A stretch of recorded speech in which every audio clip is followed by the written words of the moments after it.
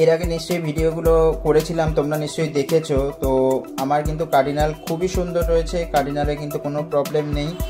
আর আমি একটা কাজ করেছিলাম যে মাঝে মধ্যে প্যারাসিটল বলে যে সিরাপটা পাওয়া যায় মাছের জন্য, তো সেইটা কিন্তু আমি মেডিসিনের সাথে সপ্তাহে একদিন করে দিচ্ছি, যাতে কোনো প্যারাসাইট গ্রো করতে না পারে। তো খুবই ভালো হয়েছে। আর জলে ওষুধ মেশালে যে প্রবলেমটা হয়, জল কিন্তু আবার চেঞ্জ করতে হয়। তো তোমরা চেষ্টা করবে মেডিসিনটা অবশ্যই খাবারের সাথে মিশিয়ে দেওয়া, তাতে কিন্তু মেডিসিনটা পুরোপুরি শরীরে যায় এবং কিন্তু কাজ দেয়। তো আমি ভেবেছিলাম যে টাইগারের মতো যে ফিশটা দেখছো, জিলেট বার্গ, ক্ষতি করতে পারে ভেবেছিলাম, কিন্তু কোনো মাছের কিন্তু ক্ষতি করছে না। আমার এই নিয়ন কার্ডিনালের সাথে যা যা মাছ আছে তোমরা কিন্তু অনায়াসে রাখতে পারো। তো এই ভিডিওটার জন্য প্লিজ একটু সাবস্ক্রাইব করে দিও। তোমরা ভিডিও দেখছো কিন্তু সাবস্ক্রাইব করছো না, কমেন্ট করছো না। তো তোমাদের কাছে রিকোয়েস্ট থাকলো তোমরা প্লিজ কমেন্ট করো, সাবস্ক্রাইব করো, যাতে নতুন নতুন ভিডিও আপলোড করলে তোমরা নোটিফিকেশনে পেয়ে যাও।